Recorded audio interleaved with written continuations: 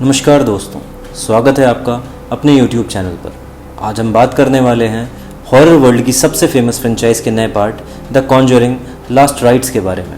इस वीडियो में आपको मिलेगी मूवी की कंप्लीट स्टोरी, हिडन सीक्रेट्स और इसकी टेरिफाइंग एंडिंग एक्सप्लेनेशन, वो भी ईजी हिंदी में। तो चलिए शुरू करते हैं बिना टाइम वेस्ट किए और तैयार हो जाइए एक डर से भरी जर्नी के लिए। और हाँ दोस्तों, अगर वीडियो आपको पसंद आए तो वीडियो को लाइक और चैनल को सब्सक्राइब करना ना भूलें। अब बिना किसी देरी के लेट्स रोल द इंट्रो। तो फिल्म की कहानी अप्रैल 1964 से शुरू होती है, जहां हम यंग ईडन और लॉरेन वॉरेंस को देखते हैं। एंड इस टाइम लॉरेन प्रेग्नेंट भी थी।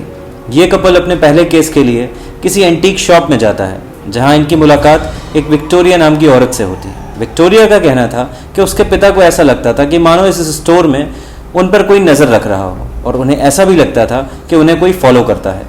शॉप का दरवाज़ा अपने आप ही बंद होता था और अपने आप ही खुल जाता था, और उन्हें आवाज़ें तक सुनाई देती थी।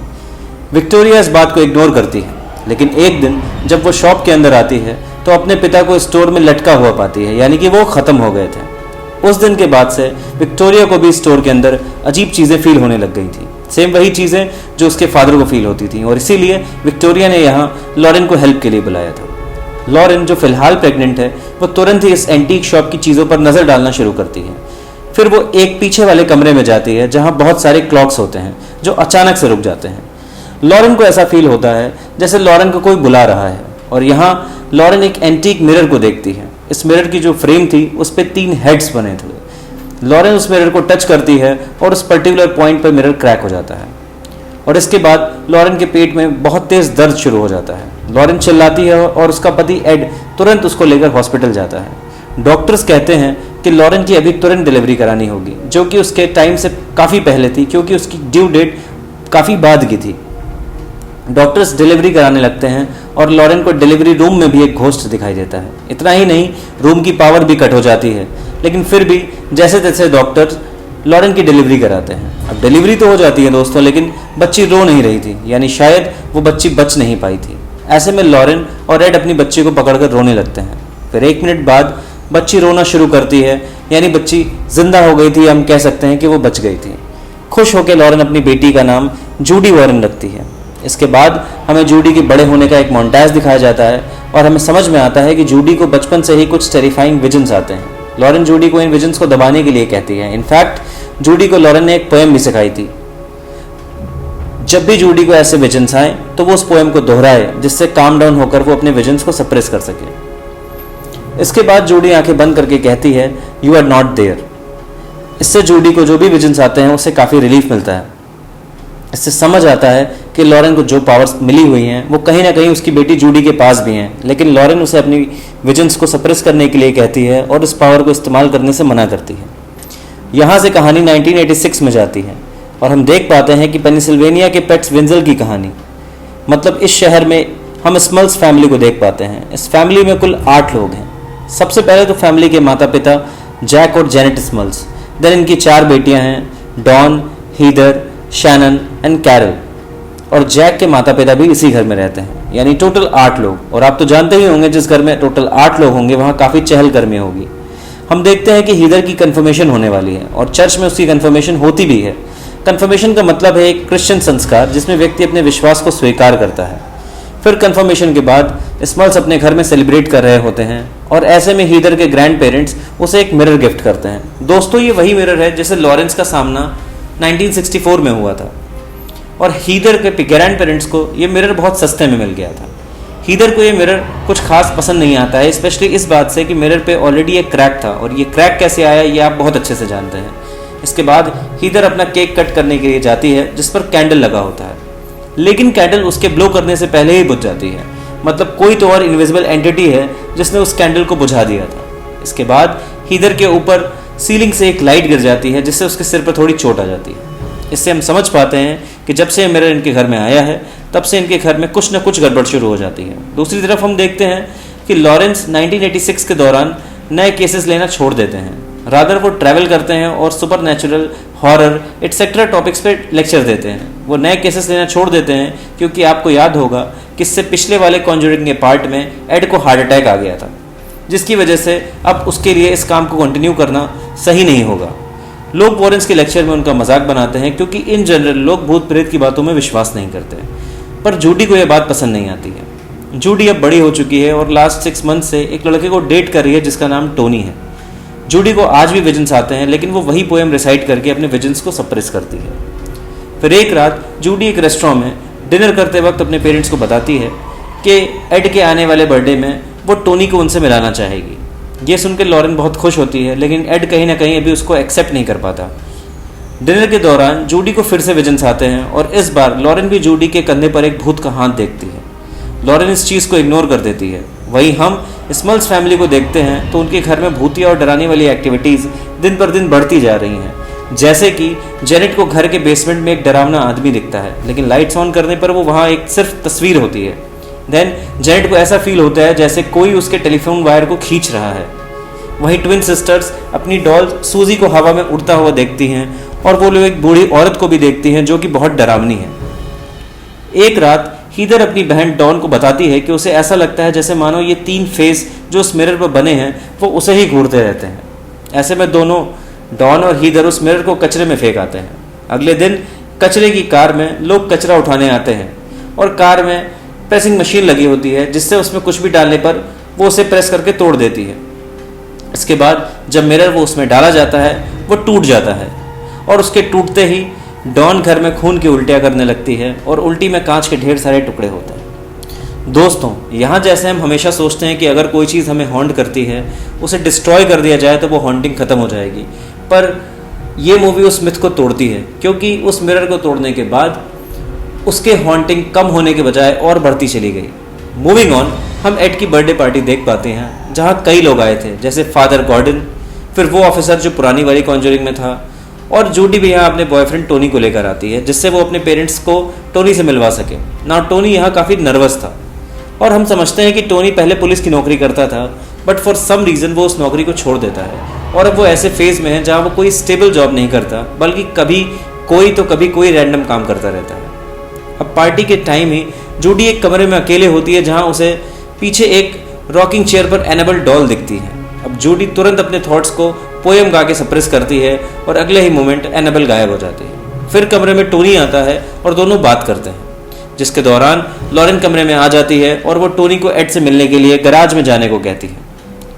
इसके बाद हम देखते हैं लॉरेन जूडी को कन्फ्रंट करती है कि आजकल तुम्हें विजन्स कुछ ज़्यादा ही आने लगे हैं, यानी कि कुछ ज़्यादा ही फ्रीक्वेंट हो गए हैं। जूडी इस बात को हल्के में ही टाल देती है। फिर गैराज में एड और टोनी टेबल टेनिस खेलते हैं जहां एड जीत जाता है और सबके जाने के बाद टोनी एड और लॉरेन के सामने अपना सीक्रेट रिवील करता है। एक्चुअली टोनी अपने साथ एक एंगेजमेंट रिंग लेके घूम रहा था ताकि मौका पड़ने पर वो जूडी को प्रपोज कर सके, और इससे पहले वो एड और लॉरेन की ब्लेसिंग्स लेना चाहता था।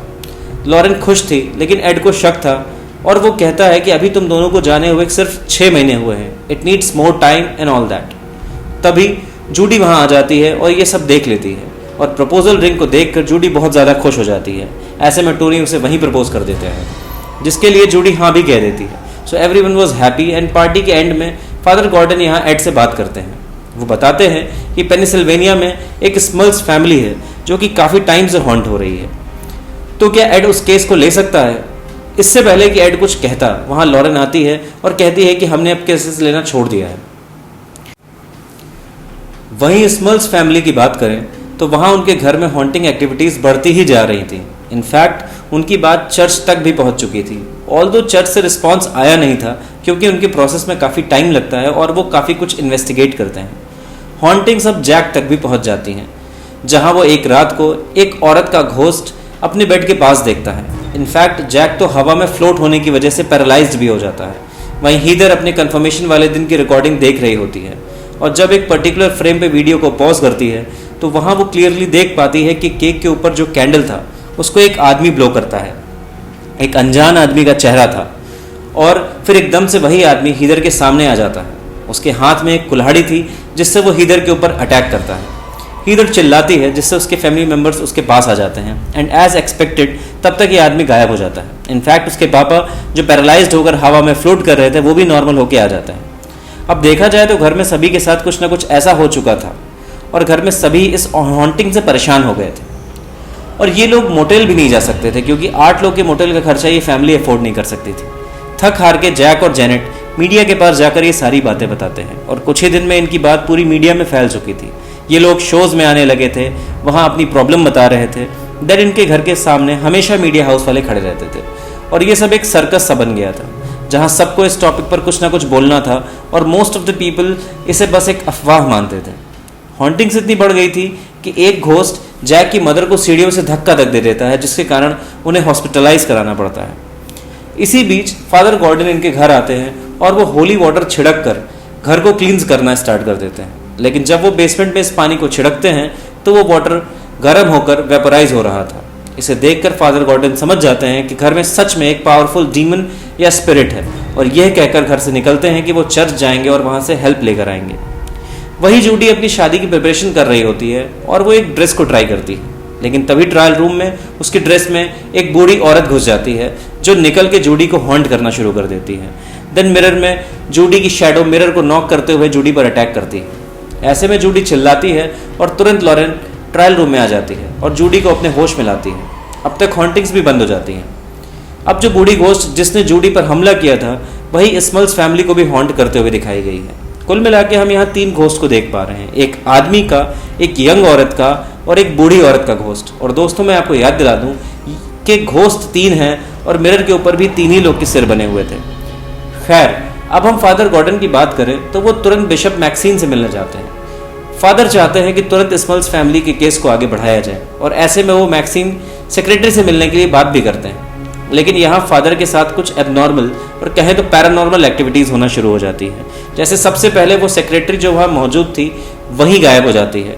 देन कमरा थोड़ा डार्क हो जाता है, डोर्स एक्सेट्रा खुद बंद हो जाते हैं और यहाँ एक सुपर एंटिटी फादर को हॉन्ट करना शुरू कर देती है। फादर खुद को एक क्रॉस की मदद से डिफेंड करते हैं, लेकिन उस क्रॉस में आग लग जाती है और फादर का हाथ भी कहीं ना कहीं जल जाता है। And in the end father demon से पजेस्ड हो जाते हैं, या कहें तो डीमन उन पर हावी हो जाता है और ऐसे में फादर मॉपिंग मशीन के वायर को उठाकर अपनी जान दे देते हैं। खैर, अगले सीन में हम वॉरेंस को देखते हैं जहां एड टोनी के साथ बॉन्ड करने की कोशिश कर रहा था। यहाँ एड टोनी को अपने घर का बेसमेंट दिखाता है, वही जगह जहां एड अपने सारे हॉन्टिंग चीज़ों को रखता है, जो कि फिलहाल म्यूजियम बन चुका है। एड बताता है कि इन हॉन्टिंग चीज़ों को इस तरह कंटेन करके रखा जा सकता है जैसे जीनी को एक बॉटल में पकड़ा जाता है, क्योंकि इन हॉन्टेड चीज़ों को डिस्ट्रॉय करने की वजह से इनका रिजल्ट ख़त्म नहीं होता बल्कि और भयानक हो सकता है। अभी एकदम से जूडी और लॉरेन आती हैं जो एकदम हैरान और परेशान से दिखती हैं। इन्हें फादर गॉर्डन की डेथ की खबर मिल चुकी थी, जिससे सभी टूट जाते हैं। तो इसके बाद फादर गॉर्डन का फ्यूनरल दिखाया जाता है जहाँ काफ़ी सारे लोग आए थे, including Warrens and Tony. Funeral के बाद जूडी फादर गॉर्डन के कॉफिन को टच करती है और अचानक से उसे कुछ विजन्स आते हैं, जिसके बारे में वो अपने पेरेंट्स को कुछ नहीं बताती। अब यहाँ वॉरेंस की मुलाकात फादर जीग्लस से होती है, जो बताते हैं कि फादर गॉर्डन अपनी मौत से पहले पेनिसिल्वेनिया गए थे। यह सुनकर वॉरेंस समझ जाते हैं कि कहीं ना कहीं फादर गॉर्डन की डेथ का रिलेशन पेनिसिल्वेनिया की स्मल्स फैमिली की हॉन्टिंग से है। इसके बाद लॉरेन अपने घर के सिंक को साफ कर रही होती है, तब एकदम से सिंक के अंदर खून ही खून भर जाता है और ओवरफ्लो होने लगता है। सिंक के अंदर लॉरेन को अपना लॉकेट मिलता है जिसके अंदर जूडी की फोटो लगी थी और उससे क्लियर साइन होता है कि जूडी किसी तरह के डेंजर में है। लॉरेन तुरंत जूडी को खोजती है, लेकिन टोनी से उसे पता चलता है कि जूडी पेनिसिल्वेनिया चली गई है और वो भी स्मल्स फैमिली के घर में। ऐसे में तुरंत वॉरेंस और टोनी स्मल्स फैमिली के घर पहुंचते हैं और मीडिया इनके पीछे दौड़ती है। मीडिया को इग्नोर करते हुए वॉरेंस स्मल्स फैमिली से मिलते हैं और वहाँ वॉरेंस का प्लान काफ़ी सिंपल था। वो किसी तरह के एग्जॉर्सिज्म या किसी केस को लेने नहीं आए थे, रादर वो बस जूडी को वापस लेने आए थे और किसी भी तरह के केस में इन्वॉल्व नहीं होना चाहते थे। लेकिन जूडी वहाँ कहती है कि वो बिना स्मल्स फैमिली की हेल्प किए वहाँ से नहीं जाएगी। ऐसे में न चाहते हुए भी एड और लॉरेन को मानना पड़ता है कि ठीक है, हम भी स्मल्स फैमिली की हेल्प करेंगे और उनके केस को लेंगे। दोस्तों, यहाँ हम समझते हैं जब जूडी ने फादर गॉर्डन के कॉफिन को टच किया था तो उसे फादर के खत्म होने के सारे इवेंट्स के विजन दिख गए थे। तभी वो उस घटना को स्मल्स फैमिली से कनेक्ट कर पाई थी कि फादर गॉर्डन उस फैमिली से मिले थे और इसीलिए वो यहाँ आई है जिससे वो इस फैमिली की हेल्प कर सके। मोर ओवर, डीमन जूडी को अपने पास लाना चाहता था क्योंकि डीमन का जूडी के साथ पुराना रिश्ता था। याद करें कि जूडी का बर्थ किस तरह हुआ था। जी हाँ, ये चीज़ें आपस में आके मिल जाती हैं और अब वॉरेंस स्मल्स फैमिली की हेल्प करेंगे। तो ऑफिशियली जब वॉरेंस ने इस केस पर आ ही गए हैं तो वो स्मल्स फैमिली के मेंबर्स का स्टेटमेंट लेते हैं कि किस किस तरह से हॉन्टिंग हो रही है। इसी बीच में हम टोनी के पास्ट को भी जानते हैं, स्पेशली ये बात कि क्यों टोनी ने अपनी पुलिस की जॉब छोड़ी थी। टोनी एड को बताता है कि वो ब्रुकफील्ड में एक कॉप था और एक दिन उसको कॉल आता है कि आसपास कहीं डोमेस्टिक वायलेंस हो रहा है। टोनी वहां पहुंचकर घर के डोर को नॉक करता है और तभी एक आदमी शॉटगन लिए डोर को तोड़ देता है और वो टोनी पर शॉटगन को तान देता है और चला भी देता है।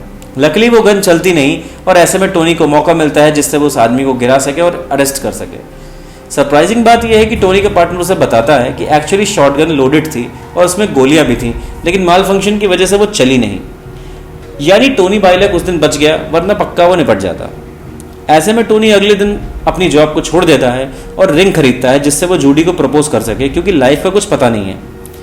वहीं दूसरी तरफ लॉरेन अपने विजन्स की हेल्प से उस घर के स्पिरिट्स का पता लगाने की कोशिश कर रही थी और हम देख पाते हैं कि जूडी भी इसे फील कर रही थी, लेकिन लॉरेन अगेन उसे रोकती है। लॉरेन घर के बेसमेंट में जाती है जहां उसे घर के पास्ट के बारे में पता चलता है। वो तुरंत एड को इस पास्ट के बारे में बताती है। एक्चुअली पहले यहाँ घर नहीं था, बल्कि एक फार्मलैंड था जहाँ हस्बैंड वाइफ काम करते थे और वो काफ़ी वाइल्ड थे। वाइफ का अफेयर किसी और के साथ चल रहा था। जब ये बात हस्बैंड को पता चलती है तो वो एक कुल्हाड़ी से अपनी वाइफ को मार देता है और वहाँ रहने वाली एक बूढ़ी औरत को भी मार देता है। इसके बाद वो खुद भी सुसाइड कर लेता है। तो इन्हीं तीनों की आत्मा हमें बार बार दिख रही थी, but the real twist is कि इन तीनों की आत्मा तो बस चेस के प्यादे की तरह थी, क्योंकि इन्हें कंट्रोल कोई और कर रहा था। ये काम एक डीमन का है जो वॉरेंस को ल्योर करके यहाँ लाना चाहता था।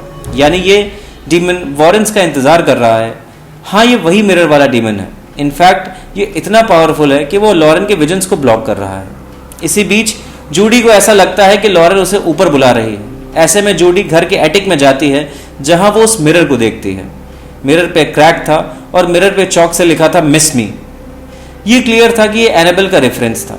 इसके बाद जूडी को लॉरेन की आवाज़ आती है, जिसको फॉलो करते हुए वो एक रूम में जाती है जहां उसको एनाबेल डॉल दिखती है।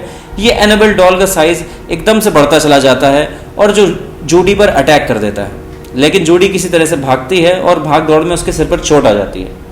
तभी लॉरेंस यहाँ आते हैं और जूडी उनसे कहती है कि घर के एटिक में कुछ तो सुपरनैचुरल है। वॉरेंस उस एटिक में जाते हैं और उन्हें वहाँ वही सुपरनैचुरल मिरर दिखता है। इसे देखकर वॉरेंस शॉक में आ जाते हैं। इसके साथ ही हीदर और डॉन भी शॉक में आ जाते हैं, क्योंकि उन्होंने इस मिरर को क्लियरली बाहर फेंका था। लॉरेन इस मिरर को टच करती है और कहती है कि यहाँ तो कुछ बदला बदला सा है। फिर वॉरेंस स्मल्स को बताते हैं कि ये मिरर कैसे उनके एक पुराने केस से रिलेटेड है, और उस केस को वॉरेंस ने कभी सॉल्व नहीं किया था। इनफैक्ट छोड़ के भाग गए थे, क्योंकि वॉरेंस उस वक्त काफ़ी यंग थे और जूडी के बर्थ के टाइम जो कॉम्प्लिकेशंस हुए थे उसके बाद वो कोई केस नहीं लेना चाहते थे। यानी हम अब तक ये नहीं जानते कि पहले केस में जो लेडी विक्टोरिया थी उसके साथ क्या हुआ था। वॉरेंस स्मल्स से वादा करते हैं कि वे उन्हें छोड़कर नहीं जाएंगे और उनकी हेल्प करेंगे। सो द प्लान वॉज कि वो इस मिरर को ढक देंगे और बेल्ट से बांध देंगे, जिससे एड और टोनी इसे कार में रख के वॉरेंस के घर वाले म्यूजियम में ले जाकर रख दें।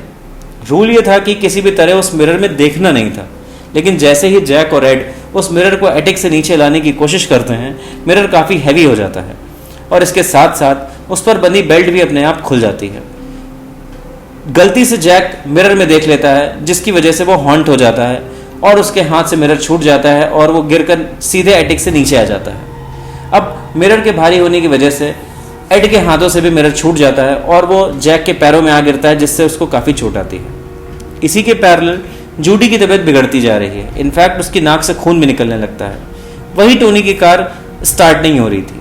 टोनी किसी तरह स्टार्ट करके उसे स्मल्स फैमिली के घर तक लाता है, लेकिन तभी अचानक बूढ़ी औरत उसके रोड पर दिखाई देती है और वो अपना बैलेंस खो देता है, जिससे उसका एक्सीडेंट हो जाता है और बहुत तेज़ बारिश भी होने लगती है। इसी बीच लॉरेन को पता चलता है कि जूडी पजेस्ड हो चुकी है। जूडी के अंदर का डीमन कहता है कि उसने इतने साल जूडी का इंतजार किया है। जूडी यहाँ बहुत क्रीपी वे में अपनी बचपन वाली पोएम भी गाती है। जूडी लॉरेन पे हमला करके उन्हें बेसमेंट में गिरा देती है। देन जूडी घर के कुत्ते साइमन पर भी हमला करती है और उसे हवा में उड़ाकर दीवार पे पटक देती है। जूडी यही नहीं रुकती, वो एड तक पर हमला करती है। वही लॉरेन जहाँ बेसमेंट में गिरती है, वही वो कुल्हाड़ी वाला आदमी उस पर हमला करता है और पूरे बेसमेंट में खून ही खून भर जाता है। इससे पहले कि वो आदमी उस पर अटैक करता, टोनी किसी तरह से घर को खोलकर अंदर आ जाता है और लॉरेन को बेसमेंट से बचा लेता है। अब एड की हालत भी ख़राब हो रही थी, क्योंकि उसे हार्ट के इश्यूज थे।